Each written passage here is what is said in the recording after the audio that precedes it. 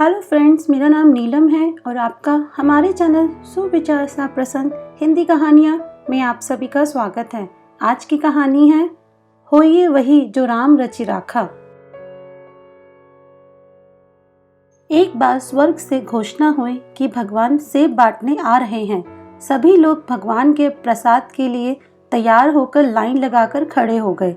एक छोटी बच्ची बहुत उत्सुक थी क्योंकि वो पहली बार भगवान को देखने जा रही थी। एक बड़े और सुंदर सेब के साथ साथ भगवान के दर्शन की कल्पना से ही खुश थी। अंत में प्रतीक्षा समाप्त हुई। बहुत लंबी कतार में जब उसका नंबर आया तो भगवान ने उसे एक बड़ा और लाल सेब दिया। लेकिन जैसे ही वो सेब पकड़कर लाइन से बाहर निकली, उसका सेब हाथ से छूटकर कीचड़ में गिर गया। बच्ची उदास हो गई। अब उसे दोबारा लाइन में लगना पड़ेगा। दूसरी लाइन पहले से भी लंबी थी, लेकिन कोई और रास्ता नहीं था। सब लोग ईमानदारी से अपनी बारी बारी से सेब लेकर जा रहे थे। अंततः वह बच्ची फिर से लाइन में लगी और अपनी बारी की प्रतीक्षा करने लगी। आधी कतार को सेब मिलने के बाद सेब खत्म होने लगे। अब वो बच्ची बहुत उदास हो गई। उसने सोचा कि उसकी बारी आने तक तो सेब खत्म हो जाएंगे, लेकिन वह ये नहीं जानती थी कि भगवान के भंडार कभी खाली नहीं होते। जब तक उसकी बारी आई तो और भी नए सेब आ गए। भगवान तो अंतर्यामी होते हैं। बच्ची के मन की बात जान गए।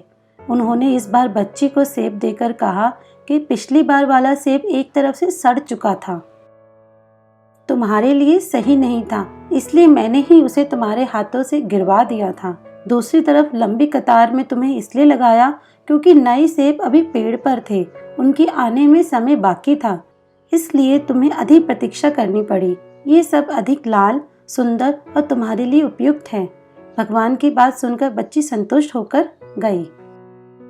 इसी प्रकार यदि आपके किसी काम में विलंब हो रहा है तो उसे भगवान की इच्छा मानकर स्वीकार करें। जिस प्रकार हम अपने बच्चे को उत्तम से उत्तम देने का प्रयास करते हैं, उसी प्रकार भगवान भी अपने बच्चों को वही देंगे जो उनके लिए उत्तम होगा। ईमानदारी से अपनी बारी की प्रतीक्षा करें। ईश्वर से शिकायत क्यों है? ईश्वर ने पेट भरने की जिम्मेदारी ली है, पेटियां भरने की नहीं।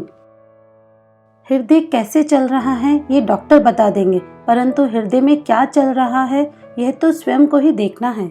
इस कठिन समय में संयम रखिएगा। ईमानदारी या दयालुता से जरूरतमंद के लिए भगवान बनकर उनकी मदद कीजिएगा।